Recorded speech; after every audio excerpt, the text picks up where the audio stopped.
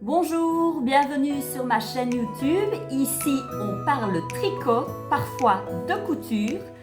Aujourd'hui, ce sera un épisode consacré principalement au tricot. J'ai quelques petites choses à vous montrer, notamment donc des encours terminés. Il y aura une paire de chaussettes, un joli châle et un petit peu de baby. Alors, moi, c'est Rachel. Vous me retrouvez sur Instagram et Ravelry sous le pseudo RGGirl1979. Je vous propose de vous installer confortablement. L'épisode, c'est maintenant. Alors, je tenais d'abord à remercier les nouveaux abonnés sur la chaîne. Bienvenue à vous, si vous nous rejoignez également aujourd'hui. Alors, je vous parle d'abord de ce que je porte. Je vous le montre avant. Voici. Alors, c'est un boxy, il n'y a pas à dire. C'est le Lace and Fade de Joji Locatelli que j'avais débuté en octobre 2022 et que j'ai eu terminé en février 2023. J'avais, sur un coup de tête, je m'en souviens très bien, sur un coup de tête, je me suis dit, allez, je sors de ma zone de confort, j'ai pas l'habitude moi d'aller vers des boxys. J'avais déjà réalisé un boxy pour une amie, un modèle de Joji Locatelli que j'avais tricoté en Malabrigo Yarn Socks dans le cadre d'un calque loose et donc j'avais choisi le Butoni.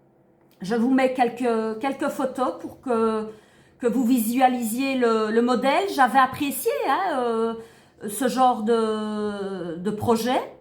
Mais personnellement, moi, porter des boxys, je sais pas, je n'étais pas encore en phase à ce moment-là.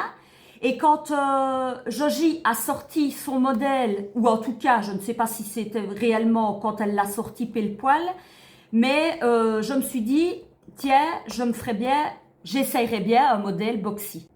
Celui-ci, donc le Lace and Fade. Alors, des restes de laine. Ici, vous retrouvez de l'Angora de chez Bergère de France. De la Norvège de Bergère de France également. Ici, on est sur un reste de Malabrigo Socks, je pense aussi. Je pense que c'était un reste de mon pull secret d'Atelier Émilie. Et ici, je pense qu'on est... Je mettrai une photo parce que c'est là, sur cette photo-là, je pense qu'on voit ce que j'ai utilisé comme laine, mais j'ai en tête que c'était Voilà. C'est... Donc, le coloris principal, on va dire ça, c'est de la Long Yarn, l'Oméga. Donc, on est sur 50% de polyamide et 50% d'acrylique. 50 grammes, 130 mètres. Elle est très douce déjà. Enfin, il est très glissant. Ça, je m'en souviens fort bien. Alors, au sujet donc du boxy, il se commence donc par le haut, top down. Ce sont des épaules tombantes. On va débuter par, si je ne m'abuse, par l'arrière, avec un système de rang raccourci. Alors, je vous montre de tout près. On les voit très fort sur cette qualité de laine. Je dois dire que on voit très fort là où j'ai effectué les rangs raccourcis. Donc, un jeu d'aller-retour pour chaque fois amplifier le nombre de mailles. Une fois que vous allez donc descendre autant de centimètres, après vous allez venir remonter des mailles, débuter, je ne sais plus le sens, mais en tout cas un demi-devant et l'autre demi-devant, en créant l'arrondi du col. Ensuite, ici, donc la particularité, on vient relever après tout autour des mailles qu'on tricote avec un numéro d'aiguille en dessous pour venir former ici une petite encolure en jersey et qui roulotte quoi en fait. Elle roulotte très fort ici J'ai eu beau bloquer, mais voilà, je trouve que ça lui donne son petit style comme ça, le fait de roulotter. Alors, donc, une fois que vous avez donc descendu, rejoué les deux demi-devants, vous allez encore descendre de autant de centimètres, et c'est là que moi, étant donné à ma souvenance, j'ai fait la plus petite taille parce que je ne le voulais pas non plus comme un sac à patates. Je n'ai pas suffisamment descendu parce que moi je me retrouve, et c'est le modèle comme ça, hein, les manches sont assez fitées. J'aurais souhaité avoir des manches un peu plus larges, mais étant donné que je ne suis pas descendue assez bas, ben, vous pouvez monter même un petit... Vous ne sauriez que remonter quelques mailles, si même c'était...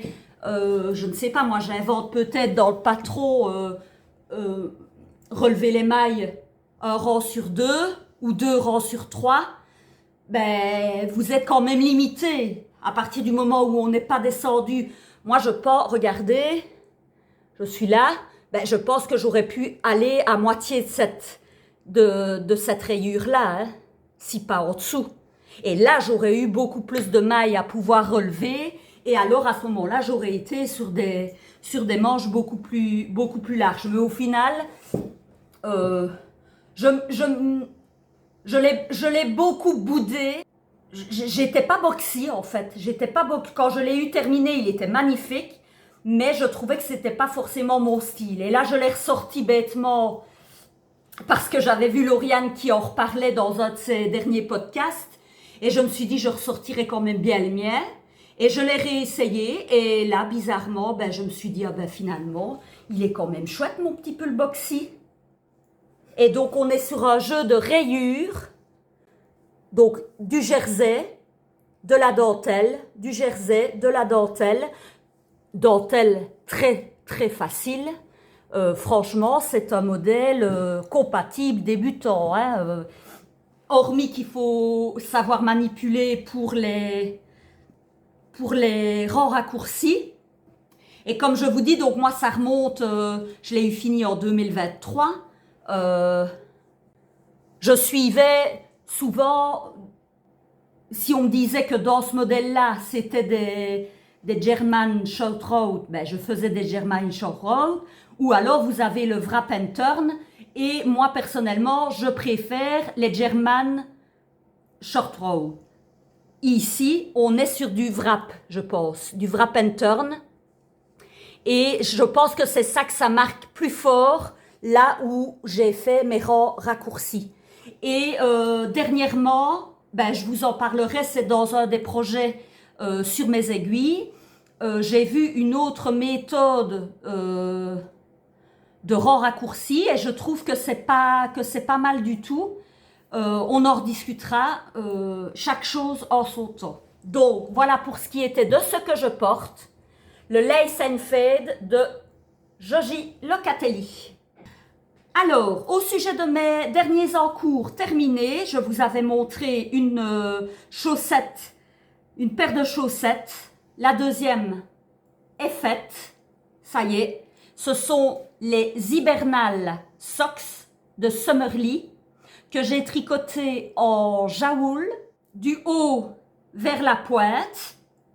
On est sur de la fausse torsade, qu'on appelle ça. C'est très bien expliqué dans le patron. Alors vous constaterez évidemment qu'avec le noir, ça ramasse bien les moumouches, hein, et les poyettes. Voilà ce qu'il en est. Je les ai déjà portés et regardez, ça feutre déjà au talon. Je les ai mis dans mes bottillons parce que je les ai eu terminés assez rapidement après le dernier épisode que je vous avais proposé. Et il faisait encore froid, donc moi j'aime bien d'avoir chaud mes pieds quand je vais me balader avec les toutous. Et j'avais mis mes chaussettes et voilà ce que ça donne. C'est déjà, ici le bout il est feutré, hein. Il n'y a pas photo, c'est feutré. Donc maintenant, je l'avoue, c'est de ma faute, hein, certainement que si on nous met une bobine de fil nylon, ben, c'est qu'il y a une raison, j'aurais peut-être dû le renforcer. Je pensais que, étant donné que la laine, c'est quand même de la laine à chaussettes à la base, je pensais qu'il n'était pas forcément, je ne l'avais jamais fait, j'avais fait d'autres chaussettes avec la jaoule, les Pacman, et je n'ai jamais utilisé la petite bobine, mais étant donné que moi j'ai cette tendance à mettre aussi mes chaussettes tricotées mais dans mes chaussures pour aller balader, ben, peut-être que j'aurais mieux fait de mettre ce fameux renfort. Et voilà, je vous montre, on le voit bien ici le dessin, donc ici vous avez une torsade, on appelle ça une fausse torsade parce que la manipulation fait qu'on appelle ça une fausse torsade. Et on est sur un jeu de côte ici.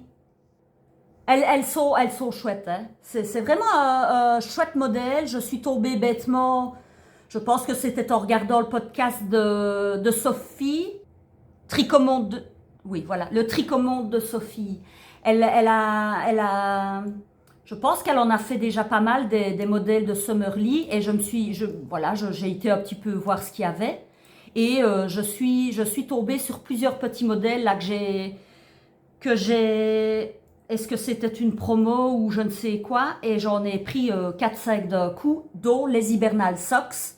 Étant donné que je m'étais inscrite au calque de Mélanie des aiguilles aventurières pour participer à la boîte de bas, mais voilà, vous le savez, j'ai déjà porté mes chaussettes, je n'attends pas fin d'année pour les porter. Voilà. Qu'est-ce qu'il y a encore? Ah oui, nous sommes sur une finition, donc ici des côtes E1, la pointe toute simple en jersey, hein, avec des diminutions et ça se termine en arrondi. Quand vous êtes, donc ici on a le motif sur le devant et le dos de la chaussette, mais une fois que vous arrivez après le talon, ben là vous n'avez plus que du jersey et le motif de torsade sur le devant du pied, sur le haut du pied. Un très chouette modèle, franchement. Je les ai tricotés en 2,25 et j'ai 64 mailles. Elles sont bien. Franchement, moi, elles me tombent bien. J'ai fait attention quand même cette fois-ci. Si même je les ai débutées avec des aiguilles de petite circonférence, je crois que c'est 23 ou 25 cm de chiagou, là, j'ai la petite trousse rouge, là. Je pense que c'est avec ceux-là, ou alors c'est peut-être avec la... Je les vois, elles sont là. J'avais acheté une paire de Knit Pro en 2,25. Je me suis dit que ça pouvait toujours... Parce qu'en fait, voilà... Je me souviens, en fait, je n'ai plus de câble pour mes mini circulaires. J'ai cassé au niveau de là où on visse, au niveau du câble et de l'embout à visser, ben, ça s'est cassé. Je n'en ai pas racheté. J'allais justement chercher de la laine, moi, et je me suis dit, tiens, je vais essayer les Knit Pro en 2,25. Et elles sont... L'ergonomie, je trouve que ça va.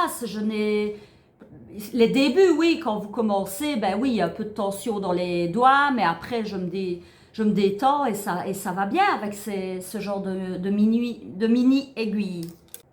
Donc voilà pour ce qui était des chaussettes Hibernal Socks de Summerly. Premier projet terminé. Alors, le deuxième, je reprends ma petite fiche.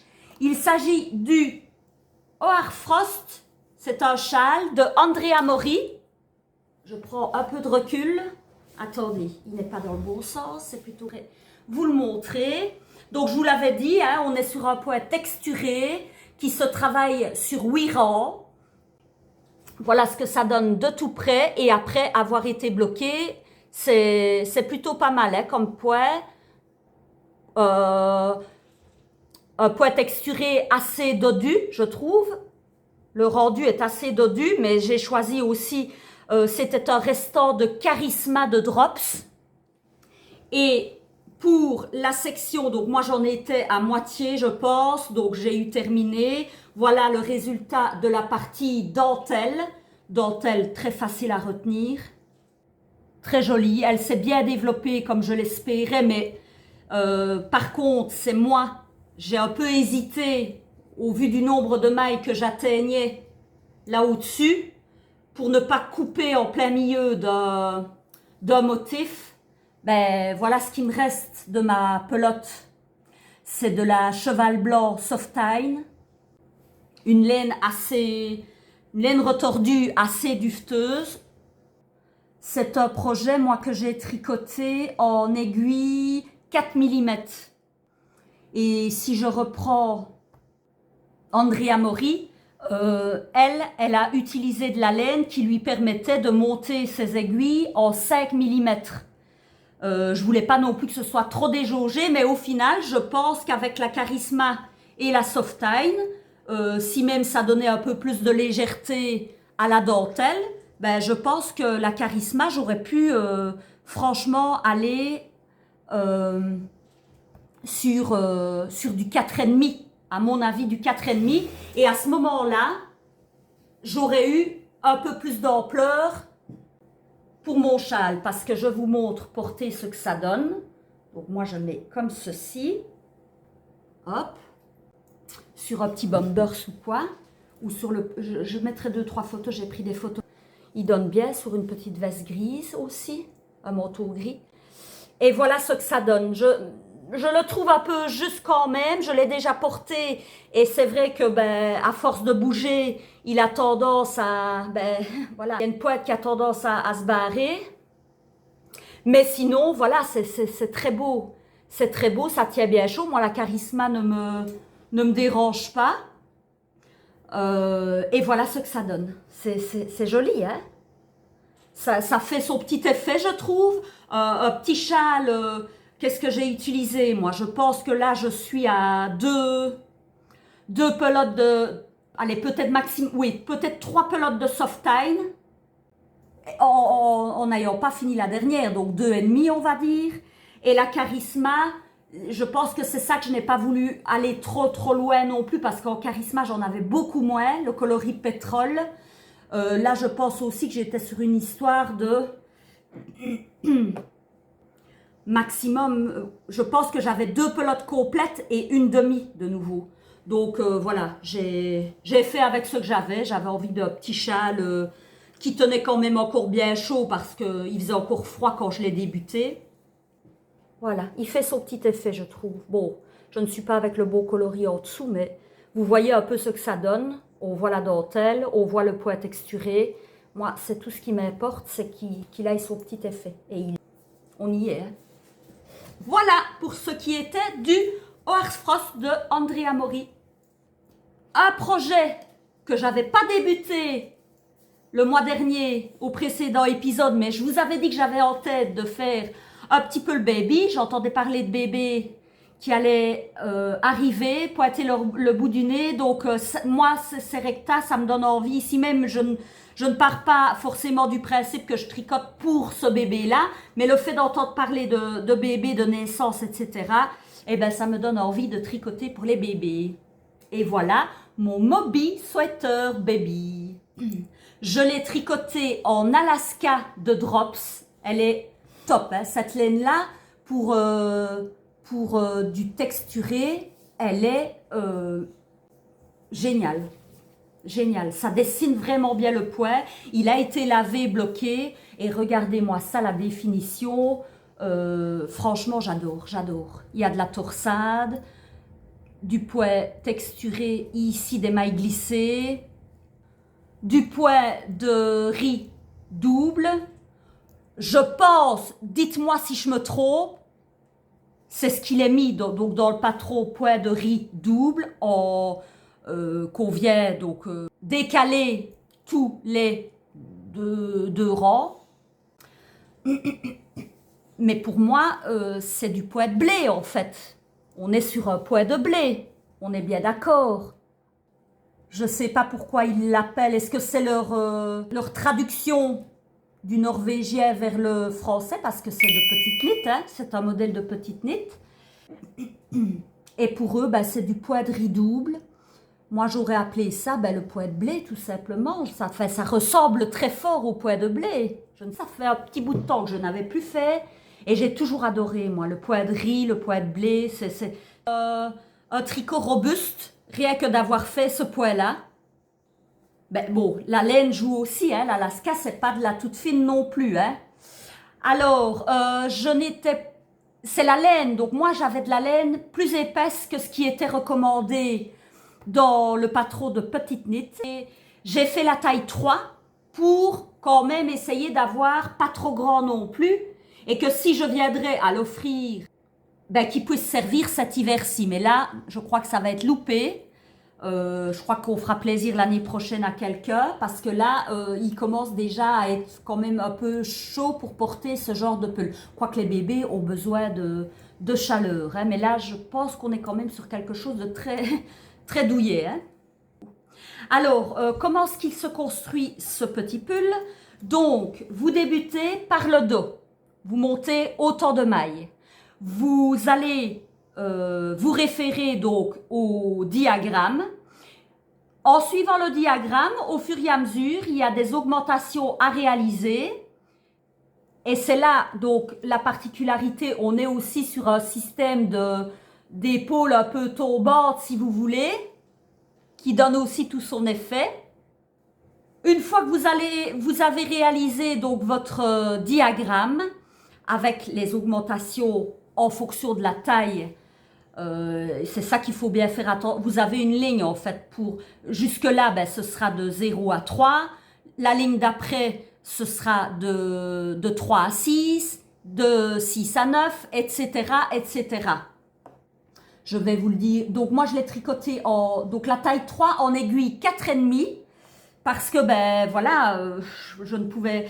Je crois même que l'Alaska, j'aurais pu aller vers du 5 mm. Hein. Mais bon, je ne pouvais pas aller trop haut non plus. J'avais regardé justement l'Alaska, elle est considérée quand même comme de la hareng. Et là, normalement, si je reprends le Moby Sweater de Petite Knit, son modèle est prévu pour de la Decay. Donc j'étais quand même sur une grosse laine, hein, là. Et quand je le vois, ben, je pense que sincèrement, il pourrait...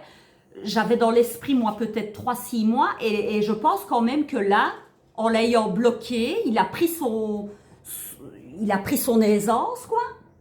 Et je pense qu'un petit bout de 5-6 mois, ben, pourrait le mettre sans faire de rebord. Si je mets pour un 3 mois, non, il est beaucoup trop grand pour un bébé de 3 mois. Hein. Je ne sais pas ce que vous en pensez, je n'ai plus de bébé dans les bras depuis un sacré beau bout de temps. Mais là, moi, je le vois bien pour un bébé de 6 mois, quoi. Et il faut déjà que ce soit un bébé potelé, hein. Je le trouve déjà quand même grand, moi, ce petit peu. Donc, vous allez faire vos augmentations progressivement en suivant le diagramme. Donc, ça va et s'élargir et aller en longueur. Une fois que vous avez réalisé le dos, vous allez venir remonter des mailles et faire vos demi, le demi devant droit, demi devant gauche. En suivant également pour l'arrondi, évidemment, de l'encolure. De nouveau, on va rejoindre après et descendre de autant de centimètres. Et puis, on va rejoindre en rond. Et la suite, c'est... Il faut bien suivre, il faut bien quand même être concentré dans la lecture de son patron. J'ai un peu galéré au début pour comprendre exactement parce que comme j'avais eu le même problème un petit peu avec le zipper Sweaterman, je trouve que de la traduction norvégien vers le français, je sais pas, je suis peut-être pas habituée à ce genre d'instructions, je ne sais pas, mais j'ai un peu galéré les débuts. Et puis après, une fois que j'ai capté vraiment ce qu'elle me demande, de ce que Petite Knit demandait, après ça a été. Donc j'ai rassemblé en rond, j'ai fait peut-être jusque là. Je me suis dit, je vais déjà faire le col et avec ce qui me reste, comme ça, je peux poursuivre et y aller gaiement pour avoir quand même... Je vous dis, moi, à la base, j'étais partie sur 3-6 mois et je suis pratiquement convaincue que là, 3-6 mois, c'est encore beaucoup trop grand. 6 mois, oui, certainement, mais de là à le mettre pour un bébé de 3 mois, c'est beaucoup trop grand. le col, donc vous venez remonter autant de mailles tout autour. Et c'est une finition comme je les adore, by Doff. Mais c'est celui, dans le patron, c'est proposé celui en 2 temps, où vous allez d'abord préparer 2 rangs, et puis seulement venir fermer avec une aiguille. Vous avez le bind-off à l'italienne où directement vous êtes à votre dernier rang de finition. Vous avez terminé votre dernier rang, vous venez et vous y allez avec votre aiguille. Mais là, il y a d'abord 2 rangs de préparation. Et personnellement, je trouve que c'est pas plus mal pour garder quand même une certaine élasticité au niveau, vous voyez, ça va encore, hein, au niveau de l'encolure. Et j'ai fait pareil partout, pour le bas aussi, 2 rangs de préparation. Et les manches, pareil, pour ne pas que ce soit trop serré et qu'on puisse facilement aller chercher la petite main du bébé. Pareil. Franchement, moi, c'est vraiment un petit modèle. Je vais vraiment bien le garder. De toute façon, il y reste dans ma bibliothèque, mais il n'est pas dit que je le refasse. C'est typiquement pour moi le petit peu le irlandais, islandais, ce que vous voulez, mais en tout cas les beaux gros peu le norvégien, quoi. Voilà pour le Moby Sweater Baby de Petite Knit. Vous l'avez en version adulte. Et pour les...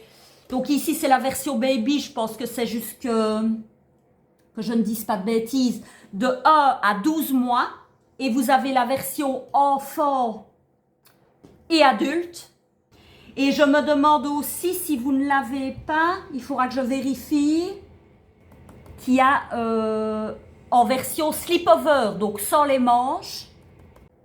Le Dagmar Sweater de Petite Knit est très beau aussi. C'est un peu dans le même style de pull norvégien.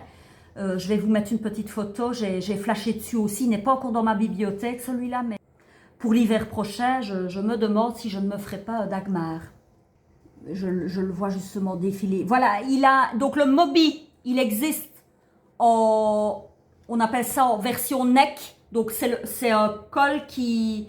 Plus un petit rabat sur le devant et un petit rabat derrière. Celui-là, je l'ai pris. Le Storm Sweater Baby. Je vérifie. Ah non. Je pensais que je l'avais mis dans... Je pense que je l'avais pris en... Parce qu'il m'avait flashé. J'hésitais entre le Moby Sweater, en fait, et le Storm Sweater Baby. Je vous mets une petite photo aussi. Il est magnifique. Il est un peu moins... il a l'air un peu moins pull costaud que celui-là. Mais c'est aussi avec de la texture. On est sur un calibre fingering. Donc, et alors, donc, je vous mets la petite photo. Il est magnifique. Il est magnifique. Rien que de le revoir là, j'ai encore des envies de petit peu le baby. Mais on va s'arrêter là parce que là, il y a des petites choses qui se préparent. Je vous en parle après. Voilà, donc il y a le baby, le mini, le junior et le Moby Sweater adulte. Donc il y a de quoi faire, hein, pour habiller toute la famille, quoi.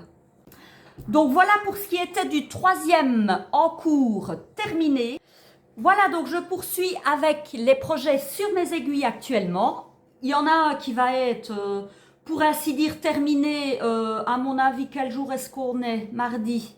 Je pense que de toute façon, après l'épisode, une fois que tout sera bouclé, c'est sur lui que je vais m'attarder. Il s'agit, vous l'aurez sans doute reconnu, le Brunel de chez Woolyette Lucia.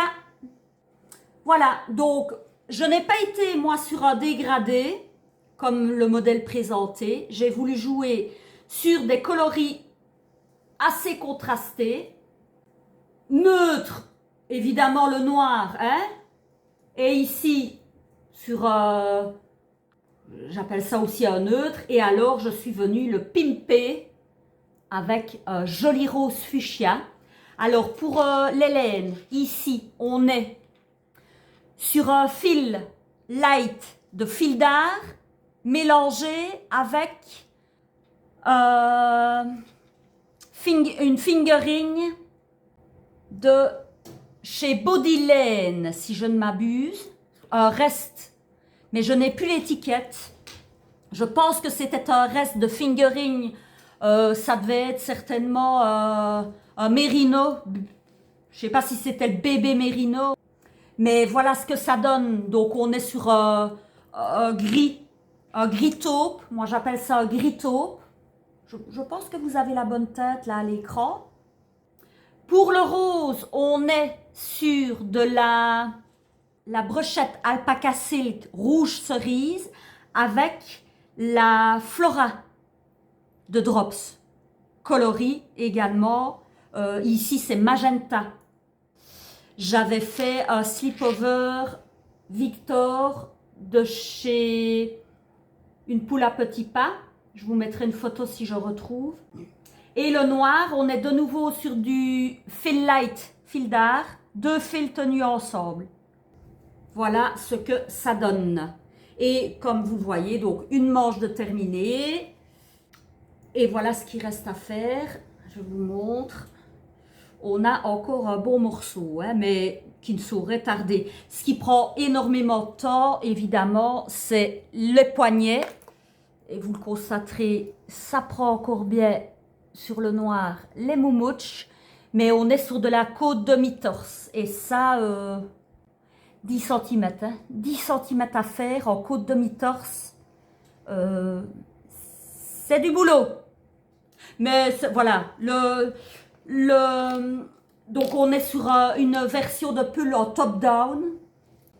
Et donc c'est ici qu'on vous fait travailler les augmentations d'une certaine manière pour qu'elles soient le moins visibles possible, avec également pour remonter le haut du dos, un système de rang raccourci et très bien expliqué dans le patron. Franchement, d'où mon envie, je passe du coq à l'âne, mais étant donné qu'on parle d'un patron de chez Wouliette, ça se met bien. J'ai été sélectionnée pour rejoindre l'équipe des testeuses pour le futur joli top d'été, le Britannia de chez Wouliette, Lucia. Si vous passez, les copines du test, si vous passez par ici, ben, je vous fais un petit coucou. Je n'en doute pas que ce sera une très chouette aventure. Pour ma part, je n'ai pas fait énormément de tests, mais j'ai déjà participé à des tests, notamment pour Marie-Christine Lévesque, pour une paire de chaussettes. Lorsqu'il y avait le magazine Voulez-vous, j'avais été aussi sélectionnée, enfin, soit pour en venir au fait. Donc, je suis ravie, évidemment, d'avoir été sélectionnée.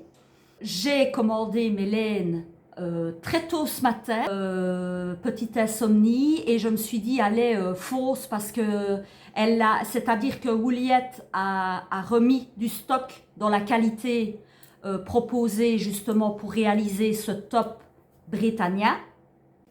Et ben, je me suis dit, voilà, je vais la soutenir un maximum, donc non seulement pour faire partie des testeuses pour réaliser ce top, mais le faire dans la qualité de Célène. Ici, on est sur une qualité BFL soie. Je peux vous dire qu'on n'est pas sur du n'importe quoi. Ça, c'est sûr et certain. Au niveau, ben, évidemment, brillance, soyeux, drapé, on va être vraiment sur le top du top. C'est le cas de le dire pour un joli top d'été, c'est parfait. Si j'ai l'occasion, je vous mettrai déjà une petite photo si vous ne l'avez pas vue sur Instagram. Elle avait donc publié l'appel au test avec une petite vidéo. Si j'arrive à l'intercaler, je vous l'intercale ou même juste une petite photo pour vous donner une idée de ce qui va être réalisé. Moi, il m'a tapé dans l'œil, c'est déjà pour ça que j'ai postulé. Ben, on arrive dans l'été, enfin dans la bonne saison qui donne envie de tricoter des jolis petits hauts. C'était l'occasion chez Wouliette et donc j'ai été retenue. Merci, merci. Voilà pour ce qui était du pull Brunel qui est pratiquement terminé. À mon avis, la prochaine fois, on verra la météo, mais on annonce que ça va de nouveau se refroidir sérieusement. Donc, il n'est pas dit que je ne pourrai pas le porter la prochaine fois. Pour vous le montrer. Voilà. Pour un des projets sur mes aiguilles, il y en a un deuxième que j'ai débuté fin de semaine dernière. Ce ne sera pas pour moi, ce sera pour ma grande sœur qui a fêté aussi son anniversaire mi-mars. Moi, c'était début mars. Elle, c'est mi-mars.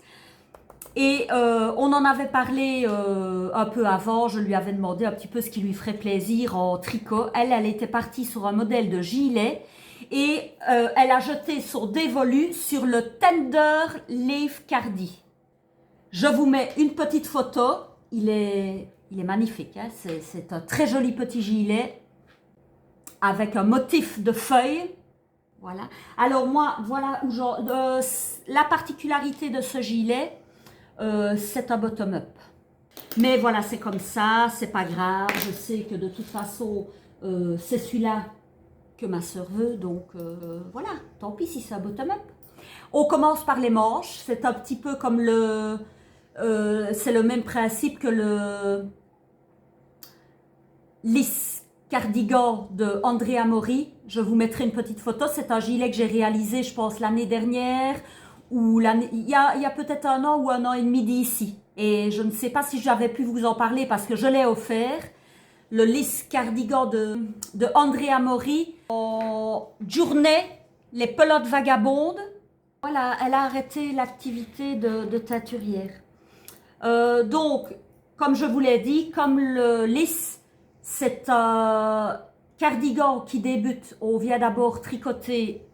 Et moi, j'en suis à la première manche. Donc, la voici avec donc, ce joli motif de feuilles.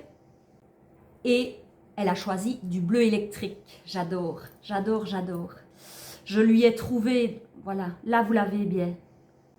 Je lui ai trouvé, il me reste encore un écheveau. J'en ai déjà bobiné 2. Je me suis dit, on va voir avec 2 déjà où je vais. Et c'est la Unicorn de chez Hobby. On est sur du 75% de laine, 25% de polyamide. Donc, c'est aussi très chouette pour les chaussettes. Coloris 07. Très joli bleu. Que je marie avec un fil. Je reprends l'étiquette. De chez Hobby également. La Diablo. On est sur du 40% acrylique, 30% de mohair et 30% de polyamide. 25 grammes, 225 mètres. Est-ce que c'est équivalent? Moi, je dirais que c'est un peu moins piquant que le kit silk de Drops. Mais au niveau de la grosseur du fil, on est aussi fin, je pense, que la kit silk. Très fin, peut-être un chouïa plus poilu encore. Je pense qu'il s'équivaut bien à la kit silk. Voilà, donc j'utilise ces deux-ci ensemble et voilà ce que ça donne. Il ne sera pas aussi aérien que celui présenté sur le modèle de la designeuse. Je ne vous ai d'ailleurs pas dit son petit nom. Alors, excusez-moi pour la prononciation. Masha Ziablikova. Vous avez le beau bleu, hein, là. C'est magnifique, hein, ce bleu électrique, là. Je suis amoureuse du bleu, moi, en ce moment. Voilà pour le deuxième en cours sur mes aiguilles. On en rediscutera plus amplement au fur et à mesure de son évolution. Pour ce qui était d'un début de chaussette que j'avais entamé, là, parce que je n'avais pas pris mes plots pour finir mon hibernal sock l'autre fois, là, chez l'orthodontiste. J'avais un fond de pelote là qui traînait dans le sac et je me suis dit je vais débuter une autre. Mais je n'y ai pas touché, donc je ne vous montre pas. Je n'ai pas encore d'idée précise de ce que je vais faire comme modèle de chaussettes là actuellement. Je me concentre maintenant pour finir mon Brunel, avancer sur le gilet de ma grande sœur et vive le 30 pour débuter le test de Lucia Wouliette. Voilà donc pour ce qui était des projets sur mes aiguilles. On a de quoi faire, hein, on a de quoi s'amuser. Un cardigan, finir un pull. Et je ne vous cache pas que même si je suis très emballée pour débuter, donc ça débute le 30, le test pour Wouliette, c'est le 30 ou le 31 mars. Je pense que j'ai en tête le 30, mais j'ai aussi jeté mon dévolu. Je vais vous mettre une photo. Je suis complètement en amour devant le Harvest Flower Sweater de Jessie Mid Design. Pardon. Je vais vous mettre une jolie photo. Voilà. Moi, en fait, je n'ai pas craqué sur le modèle que je vous montre. Là, c'est le modèle que présente la designeuse, mais je vais vous montrer. Et c'est là qu'en fait, pour moi, il s'est révélé et que je me suis dit, c'est le top pull à réaliser ici pour ce début de printemps.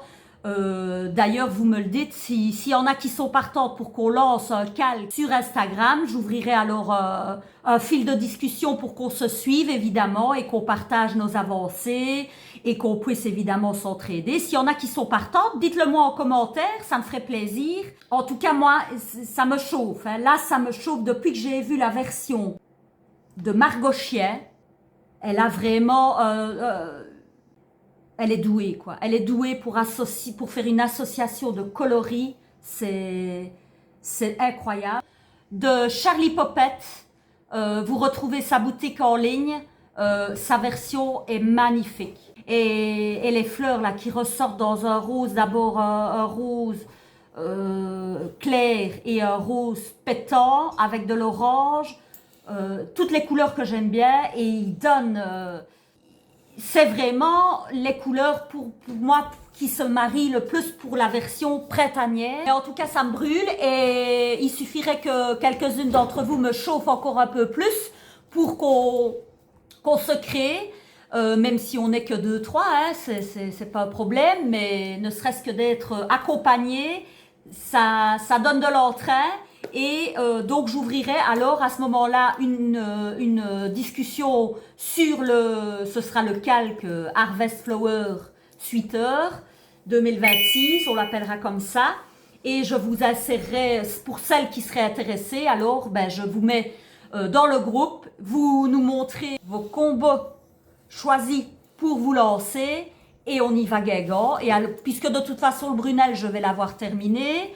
Le gilet, c'est ce qui va être, je vais dire, vu que le motif n'est pas très compliqué, et tant qu'on est sur les manches, ma foi, ça peut être transportable.